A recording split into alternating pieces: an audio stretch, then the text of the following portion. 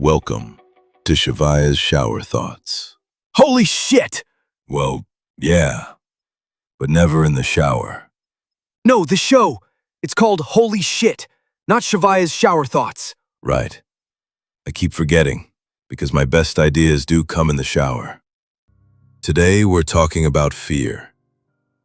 Fear is like a smoke detector that goes off when you make toast. It's technically doing its job, but it's really annoying and makes you want to take out the batteries. Sorry, Shivaya. I was trying to add dramatic emphasis to your profound toast metaphor, but I hit the epic conclusion button instead of the gentle wisdom button. Anuman, we've been over this. The red buttons are for emergencies, not every time Shivaya mentions breakfast foods. Actually, I relabeled all the buttons while you guys were meditating. Red is now confusion, blue is mild panic, and yellow makes everything sound like it's underwater. Is this why my meditation music sounded like whales getting it on? Loki, fix it. Now, we have a show to do and... You know what's interesting about control panels? They're designed by people who assume other people will read the instructions. But nobody reads instructions. We just press buttons and hope for enlightenment. It's very human. Oh, speaking of human, I invited a special guest today.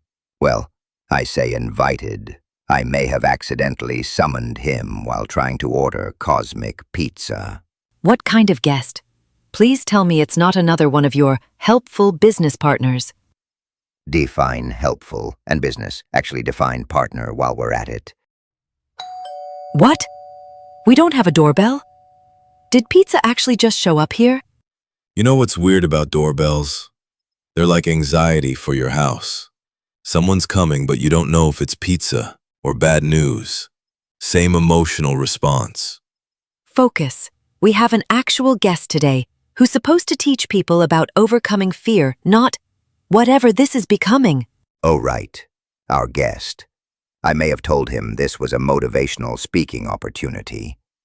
And also that we have millions of listeners. How many listeners do we actually have? Well, if you count my mom, one for sure. But she's very supportive. One listener is technically still an audience. It's like a concert where everyone showed up, but everyone is just one person. Very intimate.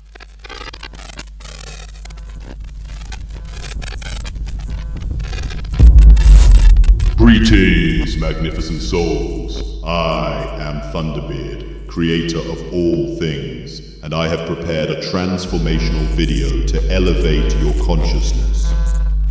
And there he is. Thunderbeard used to be human, but then he achieved enlightenment and became this. He's like what happens when someone takes a self-help seminar too seriously. Should I turn on the video screen thing? Yes, Anuman. Please turn on the video screen thing. And please don't break it this time. That was only twice! And technically, the screen didn't break. It just started showing everyone's auras. That was me. I thought it would be more honest if people could see each other's spiritual energy. Turns out, most people's auras look like they need therapy.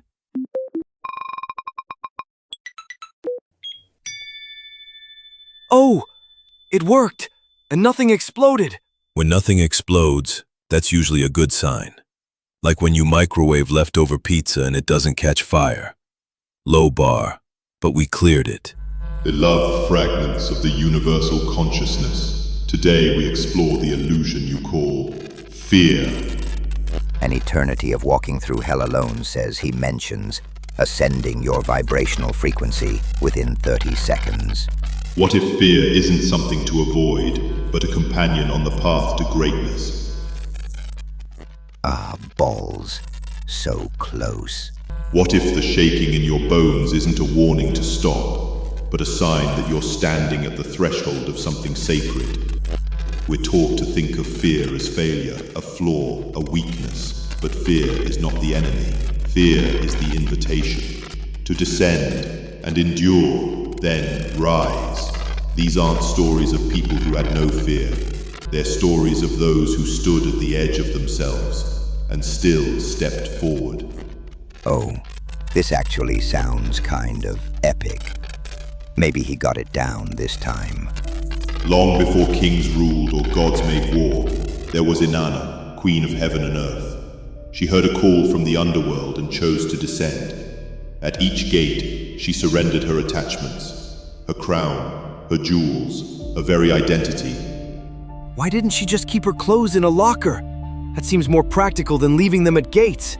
It's a metaphor, Anuman. Oh, so she kept her metaphorical clothes in a metaphorical locker? In the underworld, she was judged, broken, hung on a hook between worlds. But in that death, she learned what the living never know, that when stripped of everything, what remains is true. Like brave Frodo Baggins, small in stature but infinite in spirit, he carried a burden that corrupted all who touched it, yet he walked anyway, trembling, terrified, but walking. Is that a drawing of a sandwich on his map of Middle-earth? Walking while scared is basically the human condition. Like going to the dentist, but the dentist is your entire life, and the drill is every decision you've ever made. And Maya Angelou, silenced by trauma, she found her voice through language itself. When the world tried to write her down with bitter lies, she declared, "Still like dust I rise." Your fear is your compass. Your trembling hands are the drumbeat of transformation. When the voice in your head says, "You can't," that's the universe saying, "Now is the time." Oh, this is perfect. Hey, Thunderbeard, I have a question. Yes, fellow consciousness. If fear is a compass, and I'm afraid of commitment, does that mean I should propose to everyone I meet? Yes, embrace the sacred terror of vulnerability and offer your heart to the cosmic dance of... No, do not take relationship advice from a floating beard. You know what Thunderbeard's trying to say, underneath all the sparkles? Fear shows up when something matters. I used to be afraid of public speaking. Then I realized I was already talking to myself all day anyway. Now I just do it with a microphone. Oh, I know about this. I was terrified of the big red button for 3 weeks because Loki said it controlled the fabric of reality. But then I accidentally hit it during a nap, and it just plays loops of Malt Martin. Wait, I thought Loki said he relabeled all the buttons. Well, some of them. The red button has always been handpan drums. I just told everyone it was dangerous because watching Anuman tiptoe around it was hilarious. So, I spent 3 weeks being afraid of relaxing music made by Moby's much younger and less creepy brother. Fear doesn't always make logical sense. It's like being afraid of butterflies because they might be judging your outfit. Technically possible, but statistically unlikely. Here's what nobody wants to hear about fear. 90% of the time, you're not actually afraid of the thing. You're afraid of the feeling. You're not afraid of public speaking. You're afraid of humiliation. You're not afraid of asking someone out. You're afraid of rejection. You're not afraid of starting your dream job. You're afraid of discovering you're not as special as your mother told you. What's the difference between being afraid of the thing and being afraid of the feeling? The difference is you can survive feelings. Embarrassment doesn't kill you. It just makes you want to move to another country and change your name. Rejection doesn't kill you. It just teaches you that not everyone has good taste. But avoiding those feelings, that will absolutely murder your dreams. But what if someone dies of embarrassment? I've heard that's a thing. That's not actually possible. Although I did see someone turn so red at an open mic night, I thought they might spontaneously combust. They didn't. They just told a better joke the next time. Remember, beautiful souls, fear is just excitement without breath. When you feel afraid, breathe. Transform your terror into wonder. Wait! I want to try something. I'm afraid of the yellow button. Anuman, no! This is actually kind of nice. It's like being in a cosmic fish tank. See, sometimes the things we fear are exactly what we need.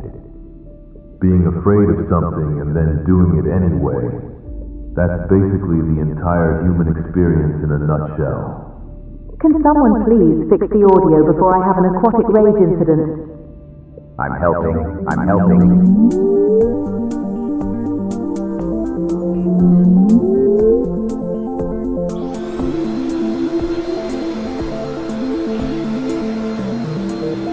This is like a symphony of panic. It's the most beautiful disaster I've ever heard.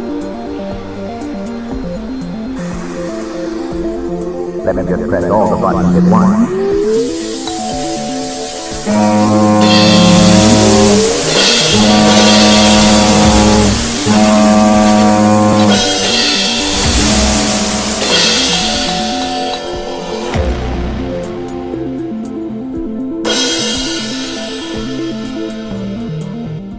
So, when you stand at the precipice of your comfort zone, remember that growth lives on the other side of...